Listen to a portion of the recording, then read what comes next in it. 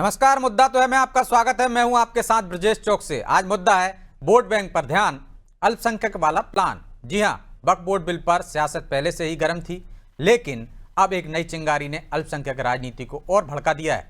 दरअसल अखिलेश यादव ने जैन समाज के सहारे अल्पसंख्यकों को साधने की कोशिश की है। उन्होंने आरोप लगाए हैं कि बीजेपी की नज़र अब जैन समाज की संपत्तियों पर है। उन्होंने नीमच में जैन संतों पर हुए हमले का हवाला भी दिया, जिस पर बीजेपी ने पलटवार किया तो कांग्रेस इसका समर्थन करती हुई दिखी। खैर, अखिलेश के पोस्ट के बाद अल्पसंख्यकों को लेकर शुरू हुई इस बयानबाजी ने कई सवाल भी खड़े कर दिए। उन सवालों को भी हम आपके सामने रखेंगे, लेकिन पहले देखिए रिपोर्ट।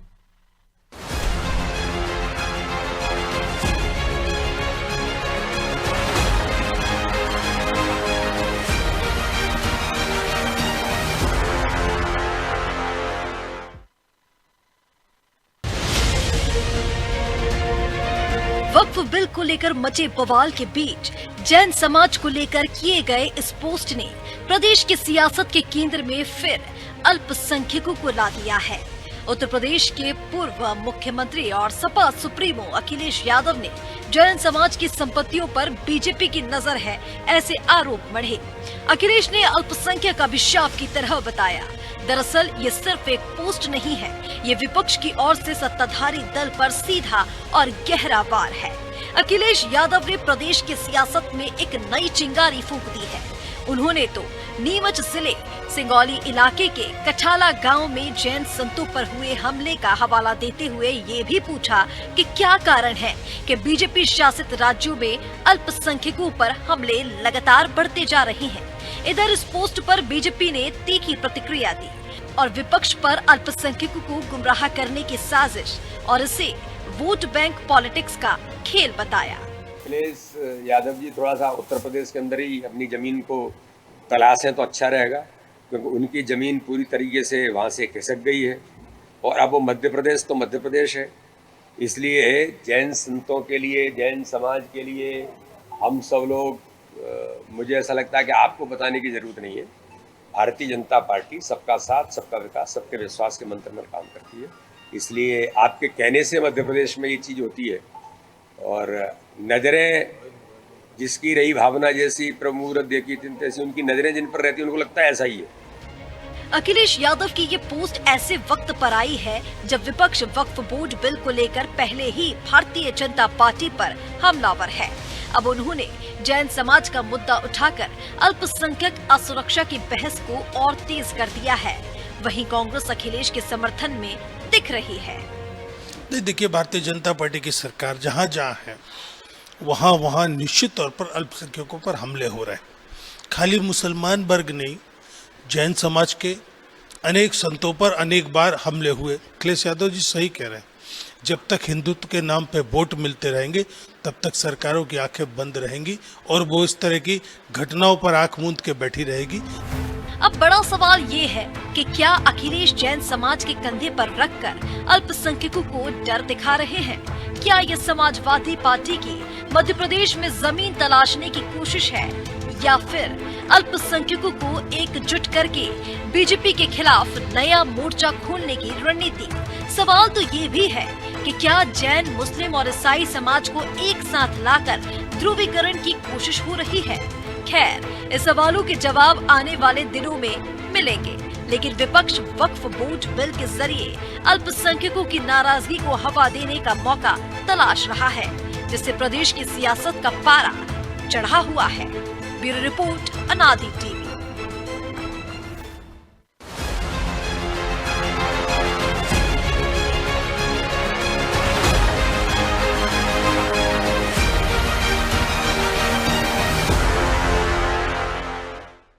इस मुद्दे पर चर्चा शुरू करें उससे पहले वो सवाल जो जरूरी हैं। पहला सवाल, क्या विपक्ष अब जैन समाज के सहारे अल्पसंख्यक वाली राजनीति को नई धार दे रहा है?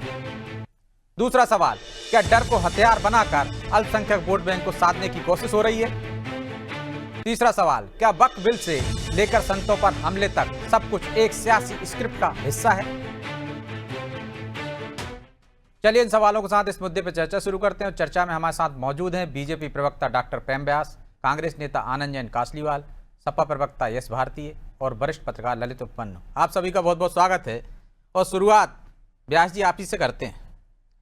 अखिलेश यादव ने पोस्ट किया है, कहा है कि अल्पसंख्यक होना भाजपा शासित राज्यों में अभिशाप है। आपकी अल्पसंख्यकों की संपत्ति पर नज़र है, जहाँ जहाँ आपकी सरकार होती है वहाँ पे अल्पसंख्यकों पर हमला होता है। उन्होंने मध्य प्रदेश से लेकर महाराष्ट्र, गुजरात, उत्तर प्रदेश तक का उदाहरण दिया कि वहाँ जैन समाज के मुनियों पर किस तरह से हमले हुए, उनकी संपत्तियों, मंदिरों पर किस तरह से ध्वस्त किया गया, वो तमाम चीज़ें उन्होंने गिनाई हैं। देखिए ब्रजेश जी, एक झूठा ट्वीट आदरणीय दिग्विजय सिंह साहब ने भी बहुत पहले करा था और उसके बाद उनको हटाना पड़ा था कि जैन मंदिर में जो है शिव मंदिर की स्थापना हो रही है। इस तरीके का झूठा ट्वीट दिग्विजय सिंह साहब भी कर चुके हैं और उसी बात में अब मुझे तो अचरज होता लेकिन है इसमें कि क्या झूठ है? उन्होंने बाद जो घटनाएं गिनाई हैं उसमें कोई झूठी हो तो बता दीजिए। नहीं ब्रजेश जी, तो उसमें 24 घंटे में कार्रवाई दी हुई है संवेदनशीलता के साथ में। तो उनको आज समझ में आ रहा है कि अल्पसंख्यकों में जैन भी आते हैं। नहीं तो जान के अचरज होती, इतने वर्षों तक उनको ध्यान नहीं था कि जो है सिर्फ एक वर्ग ही अल्पसंख्यक नहीं है, दूसरा वर्ग भी है अल्पसंख्यक। लेकिन आज जब वोटों की दरकार को लेकर अखिलेश जी और राहुल गांधी जी चिंतित होते तो उनको समझ में आने लगता है कि जैन समाज भी अल्पसंख्यक है। और जैन समाज अच्छा हुआ उन्होंने ये बात कर ली, क्योंकि जैन समाज जिस तरह से औरंगजेब को महान बताने वाले अबू आदमी का समर्थन कर रहे थे, वही औरंगजेबी सभ्यता है जिसमें औरंगजेब ने रणकपुर जैन मंदिर को तहस नहस करा था। यह जैन समाज को बात जान लेना चाहिए कि यही औरंगजेब है जिसको मौन स्वीकृति समर्थन प्राप्त देने वाले अखिलेश जी अपने सांसद को रोक नहीं पाए थे और उसी ने जैन मंदिर को सबसे पहले रणकपुर जैन मंदिर को तोड़ने का कार्य औरंगजेब ने करा था। और दूसरा, अखिलेश जी को तो आजकल मुझे लगता है गौशाला से भी बदबू आती है। वे कहते हैं कि गौशाला से बदबू आती। राम जी सुमन जब पूरे हिंदू सनातन समाज को कहते हैं कि गद्दार है तो उनका ये समर्थन करते। और दूसरा, जब कन्नौज की घटना होती है तो वो ये जानने का प्रयास नहीं करते कि किस बच्ची कौन से समाज की। लेकिन अगर समाजवादी पार्टी का कोई नेता उसमें सम्मिलित होता है तो वह कहते हैं कि वहां पर डीएनए टेस्ट करा लीजिए। दूसरा, राम मंदिर आंदोलन में जिसने गीत लिखा था रविंद्र जैन जी, अयोध्या करती है आह्वान, और उसके बाद क्या बयान था मुलायम सिंह यादव जी का? उन्होंने कहा था मैंने इतने मरवा दिए और क्या कर सकता था। तो ये वही अखिलेश यादव और वही समाजवादी पार्टी है जो ये जानकर नहीं, समझकर नहीं, सिर्फ अपनी सत्ता प्राप्ति के लिए किसी भी हद तक जा सकती है। जब योगी जी खड़े होकर पटल पर कहते हैं कि मैं जो अराजक तत्व है, जो अपराधी है, उनको मिट्टी में मिला दूंगा, तो दो सीट खड़े होकर अखिलेश जी यादव को जो है मिर्ची लग जाती है। वे कहते हैं कि किसको कह रहे हैं? अरे अपराधियों के लिए कहा गया था तो वे स्वयं क्यों मान लेते हैं कि वे अपराधी है? और 2-3 घटनाएं और बता देता हूं मैं। जैन समाज को अलग करने वाले लोग सबसे पहले ये समझ ले कि नेमिनाथ जी जो श्री कृष्ण भगवान के कजीन भाई थे, उनके भगवान ने, श्री कृष्ण भगवान ने हाथों से उनकी मूर्ति बनाई थी। तो कभी भी सनातन धर्म से जैन को अलग करने का प्रयास, ये कांग्रेस की जो कुंठित मानसिकता है उसको सहजने का कार्य अखिलेश जी कर रहे हैं। क्योंकि कुछ दिन पहले ही कांग्रेस CWC बैठक में आदरणीय राहुल गांधी जी बोल चुके हैं कि हम दलितों, मुस्लिमों और जो है ब्राह्मणों के पीछे पड़े रहे और अदर बैकवर्ड का वो भी हमसे दूर हो गया। और उसी लाइन के तहत पूरा इंडी गठबंधन कार्य कर रहा है। मुझे बताइए ना, बंगाल में मुर्शिदाबाद की घटना पर एक शब्द, जो वहां पर भी तो अल्पसंख्यक हैं जिनके साथ में जो है दुराचार हुआ है, जो आज कैंपों में रह रहे हैं, लेकिन एक शब्द नहीं बोला गया। जो अब जवाब ले लेता हूं मैं। हमारे साथ यश जी भी जुड़े हैं। यश जी, आप जमीन तलाश रहे हैं, उत्तर प्रदेश में तो आपकी जमीन खिसक गई है, ऐसा BD शर्मा कह रहे हैं। और उन्होंने कहा आबू आजमी का आप समर्थन करते हैं और आप मुर्शिदाबाद पर कुछ बोलते नहीं हैं, लेकिन यहाँ आपको दिक्कत हो रही है, जिन पर कार्रवाई हो गई, गोबर से आपको बदबू आती है। दीजिए उनके आरोपों का जवाब। सिर्फ वोट बैंक साधना है आपका, डर दिखाकर। आपको बड़े समय बाद याद आई कि अल्पसंख्यकों में जैन समाज भी आता है। ब्रजेश भाई बड़ा हास्यास्पद बात करते हैं और दुखित होकर के मैं ये बात कह रहा हूँ, जिस तरीके से मध्य प्रदेश के अंदर जैन समाज के संतों के ऊपर हमला हो रहा है, लाठी डंडों से हमला हो रहा है, सुरक्षा देने में नाकामयाब है भारतीय जनता पार्टी की सरकार। वो जैन समाज जो शांति प्रिय तरीके से अपने धार्मिक कार्यक्रम चलाता है, अपनी पूजा पद्धति को मानता है, अहिंसा पे विश्वास करता है, उसके साथ हिंसक हमले होना और उस हिंसक हमलों की आवाज, जैन समाज ने तो ऐसा आरोप नहीं लगाया है और सुरक्षा देने में नाकाम रही मध्य प्रदेश सरकार। उनसे काम किया, अपराध किया, उन पर कार्रवाई हो गई, पकड़े गए वो। ब्रजेश भाई, हिंसक घटनाएं उनके साथ होना, जिस तरीके से जबलपुर की घटना को लेकर के माननीय अखिलेश यादव जी ने कहा कि जैन समाज को अपमानित करने का काम किया, साधु संतों का नीमच में मैंने उदाहरण दिया। जिस तरीके से लगातार हो रहा है ये, सागर में जिस तरीके से तनावपूर्ण काम हुआ, अन्य जगह भी लगातार जिस तरीके से काम हुआ, जैन समाज को अल्पसंख्यक समझते हुए जिस तरीके से काम होता है। अभी भारतीय जनता पार्टी के साथी कह रहे थे कि समाजवादी पार्टी को याद आया, माननीय अखिलेश यादव जी को याद आया। तो इनको ये पता होना चाहिए कि देश के अंदर जैन समाज की अल्पसंख्यक दर्जे की मांग करना, अपने आप को अल्पसंख्यक मानने का अधिकार प्राप्त करने का काम श्रद्धेय मुलायम सिंह जी की सरकार ने उत्तर प्रदेश में सबसे पहले दिया था। तो हमें यह जानना कि कौन अल्पसंख्यक में आता है, कौन नहीं आता है, ये कम से कम भारतीय जनता पार्टी से नहीं सीखना पड़ेगा। क्यों? क्योंकि जैन समाज ने शिक्षा दीक्षा में जो काम किया है, बढ़ चढ़ के काम किया है, उसमें हम लोग भी हिस्सेदार रहे। श्रद्धेय नेताजी ने वहां पाठन का काम भी किया और पढ़ाने का काम भी किया, पढ़ने और पढ़ाने दोनों का काम किया। उनके गुरु आदरणीय उदय प्रताप जी से भी वहां शिक्षा ग्रहण की। तो तमाम हमारा मेल जो आरोप लगाया, हमारा मेल, मैं जवाब नहीं दिया, ब्रजेश भाई मैं पूरा दे रहा हूं। चलिए, आप जैन समाज को अल्पसंख्यकों को मानते हैं, जिस तरह से आपने मुसलमानों को टिकट दिए, जैन समाज के कितने लोगों को टिकट दे दिया आप? ब्रजेश भाई सवाल तो सुन लीजिए, जैन समाज के कितने लोगों को टिकट दे दिया? आप चुनाव तक एकत्रित मत हुई है।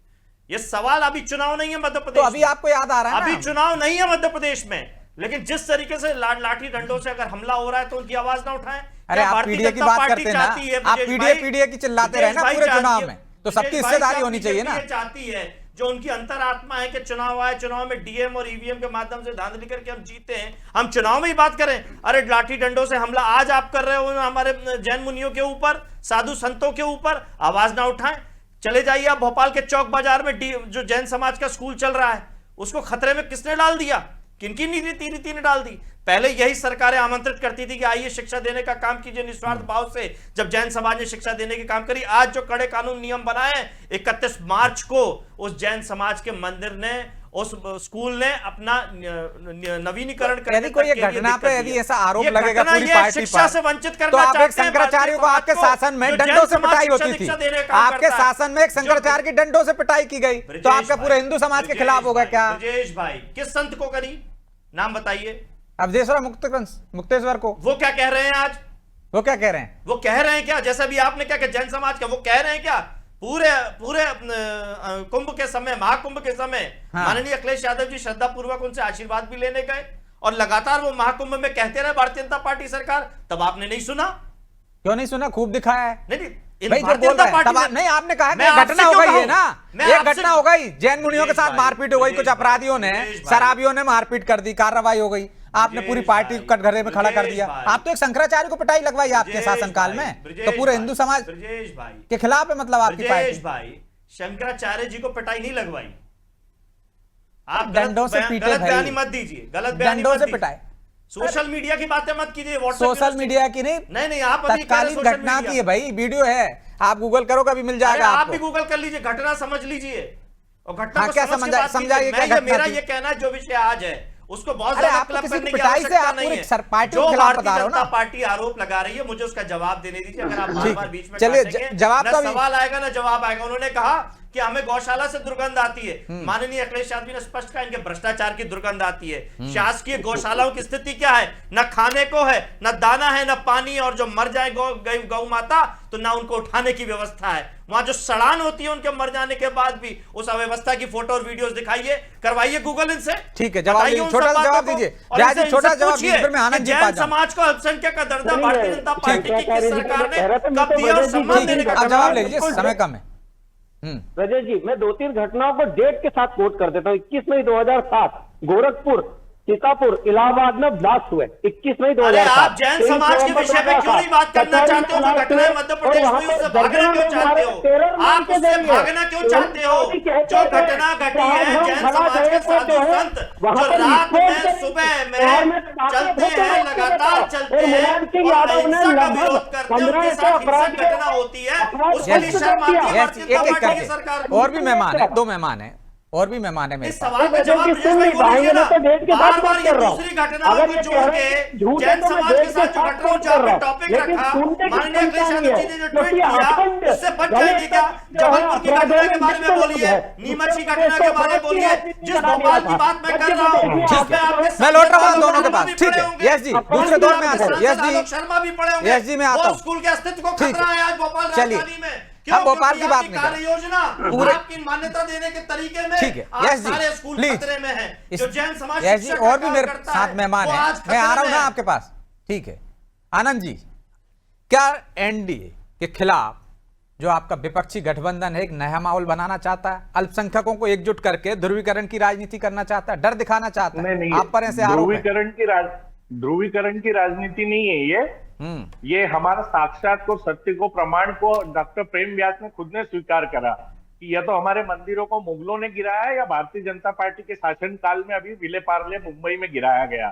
ठीक है, हमारे पे जो अत्याचार हो रहा है गुजरात में, मुख्यमंत्री जो गुजरात के हैं नरेंद्र मोदी जी, वहां गिरनार जी का केस हम जीत चुके हैं, हमको ऊपर जाने की मुख्यमंत्री है नहीं, अब तो परमिशन प्रधानमंत्री नहीं हो गए वो, आनंद जी। प्रधानमंत्री और वहां के मुख्यमंत्री रहे जब से हम उनसे निवेदन कर रहे हैं। मैं एक जैन समाज की तरफ से आपसे अपना वक्तव्य रख रहा हूँ।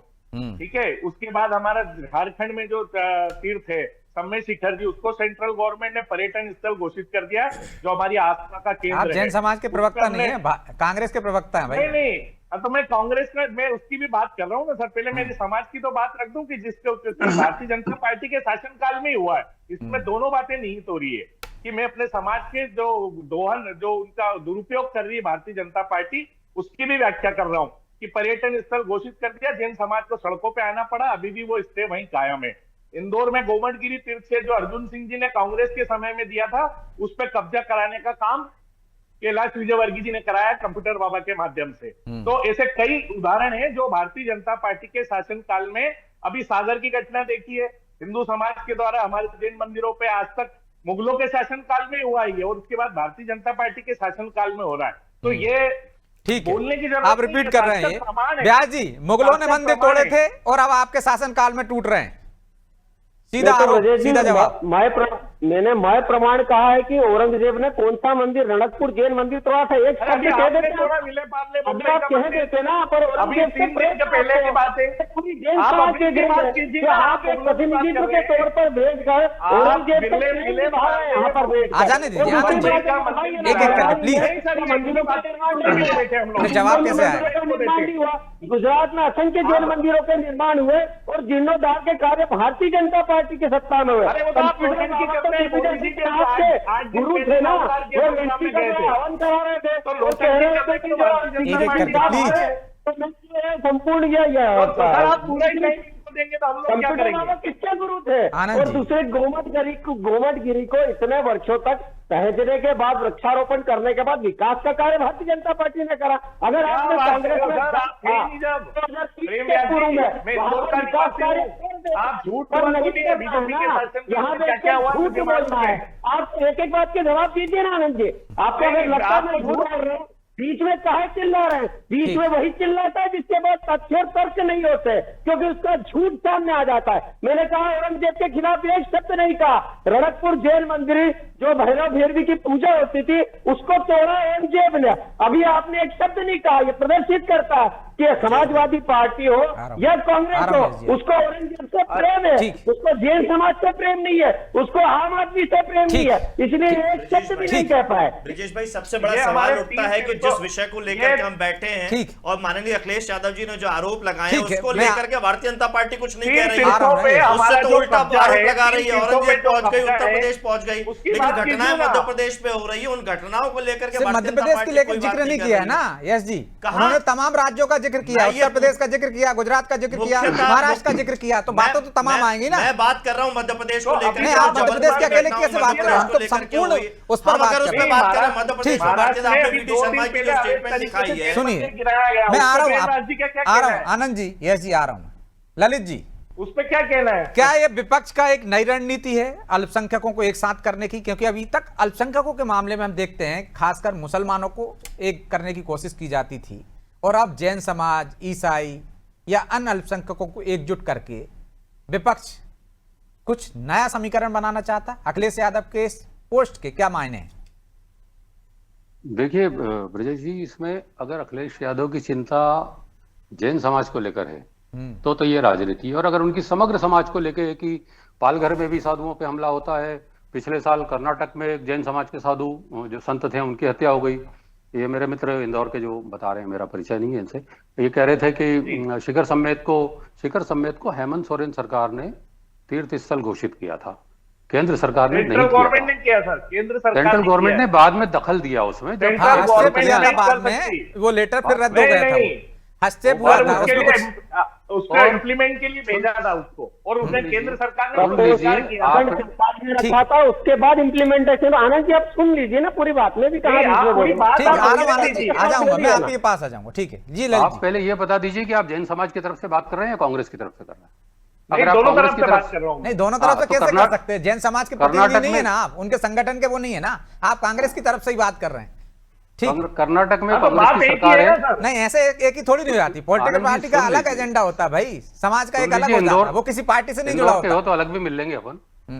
बोलिए ललित कर्नाटक जी। में कांग्रेस की सरकार है, पिछले साल एक संत महात्मा की वहां हत्या हुई है, कांग्रेस की सरकार थी, अखिलेश ने ट्वीट किया नहीं किया। अगर उनकी चिंता सिर्फ जैन समाज को है तो ये प्योरली राजनीति हमले, नो डाउट गलत है। जैन समाज बहुत भद्र समाज है, बहुत शांत समाज है, नो डाउट इसमें। लेकिन अगर आपकी चिंता हमलों को लेके या सरकार की असफलता को लेके, तो फिर वो सभी मुद्दों पे आपको ट्वीट करना चाहिए। फिर जी आपकी सीधा जो सवाल सरकार- है आपसे कि यदि आप महाराष्ट्र- निष्पक्ष हैं तो सब महाराष्ट्र चीजों में पर आपकी- सवाल होना चाहिए। ब्रजेश भाई, कर्नाटक पर भी होना चाहिए था मैंने आपको, सवाल- लेकिन सिर्फ आप महाराष्ट्र में आपकी बीजेपी शासित राज्यों को कटघरे में खड़ा कर रहे हैं। मैंने सवाल सुन लिया। महाराष्ट्र में आपकी गठबंधन की सरकार थी, कांग्रेस भी थी, उसमें शामिल था, पालघर में साधुओं का हत्या हुई, तब ट्वीट नहीं हुआ अखिलेश जी का। तो या तो और इसको उसका आप जिक्र अभी भी राजनीति नहीं से अलग किया रख के समग्र समाज की चिंता करिए।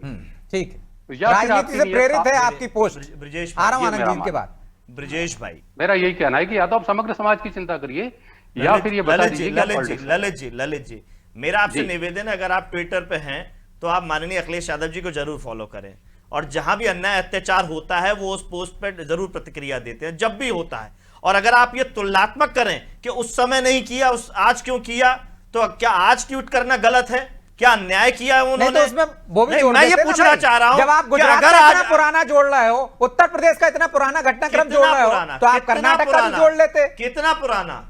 कितना साल पुराना? भर पुराना कर्नाटक का, कर्नाटक का साल भर पुराना, पिछले साल जनवरी की घटना है, जो 10-20 ट्वीट साल किया पुराना नहीं है। जो ट्वीट किया माननीय अखिलेश यादव जी ने, वो लगभग अभी के हैं, और अभी की घटनाओं पे बात की कि लगातार ये घटनाएं घट रही, रुकनी चाहिए। यही अच्छा, तो बोल गिरनार रहा हूं, मंदिर का वो- चौथा मामला है। जो शांति प्रिय उन्होंने एक समाज ट्वीट किया है, है। उसके साथ यस खड़े जी। होना, उसकी बात यस जी, मेरी रखना, बात। समग्र अगर समाज के अन्याय- साथ खड़ा होना चाहिए ना। वो सारी मेरी बात बातें सुनिए। ब्रजेश भाई, वो सारी बातें आ गई देश भर में जो घटनाएं पूर्व में हुई है, चाहे वो 6 नहीं महीने तो आप पहले हो, नहीं तो चाहे 6 10 साल घटनाओं का पहले आप हो, जिक्र कर रहे हैं। ये ध्यान आकर्षण सबके लिए है। अरे ये तो आप सबके बीजेपी लिए है। शासित राज्य को टारगेट निश्चित कर रहे हैं तौर ना, पे कि जहाँ बीजेपी वहां से शासित हमले हो राज्य रहे ज्यादा हैं, टारगेट कर्नाटक में होंगे, नहीं हो रहे हैं। जहां अल्पसंख्यकों पे अन्याय अत्याचार हो, तो चाहे मुर्शिदाबाद बौद्धिस्ट पे आप नहीं बोलते चाहे हैं। बौद्धिस्ट हो, जैनी हो, ईसाई हो, चाहे मुस्लिम हो, सारे अल्पसंख्यकों बंगाल पे बोलिए। सबसे ज्यादा बंगाल पे अन्याय ट्वीट अत्याचार करवाइए होने का उनसे। काम भारतीय जनता पार्टी की सरकार में हो रहा है। संभल में 5-5 लाख रुपए धर्म कुछ पूछ कर दिए अखिलेश जी ने, पूछिए। जवाब नहीं दे पाएंगे। लेकिन जो आप मैंने मुर्शिदाबाद उनसे पे कुछ सवाल नहीं बोल पाते कि हैं, आखिर आप जैन कर्नाटक समाज पे कुछ नहीं बोल पाते हैं। 5 लाख रुपए चलिए माफी संभल चाहता हूं मैं यश जी, तमाम लोगों से माफी चाहता हूं क्योंकि समय की बाध्यता है, इसलिए चर्चा को यहीं विराम देना होगा। आप सभी का बहुत बहुत धन्यवाद। तो निश्चित तौर पर राजनीति से प्रेरित ये पोस्ट हो सकती है, क्योंकि पीडीए की बात करते हैं अखिलेश यादव, और अल्पसंख्यकों को एकजुट करके किसको फायदा होगा? निश्चित तौर पर विपक्षी दलों को, उसमें अखिलेश यादव भी शामिल है। तो क्या एक रणनीति का हिस्सा है ये ट्वीट करना? क्या इससे कुछ फायदा होगा? ये तो आने वाला समय बताएगा, या जैन समाज इससे समाजवादी पार्टी या कांग्रेस के पाले में चला जाएगा, इसके लिए इंतजार करना होगा। बहरहाल मुद्दा तो है, मैं इतना ही, मुझे दीजिए इजाजत और आप देखते रहिए अनादि टीवी। नमस्कार।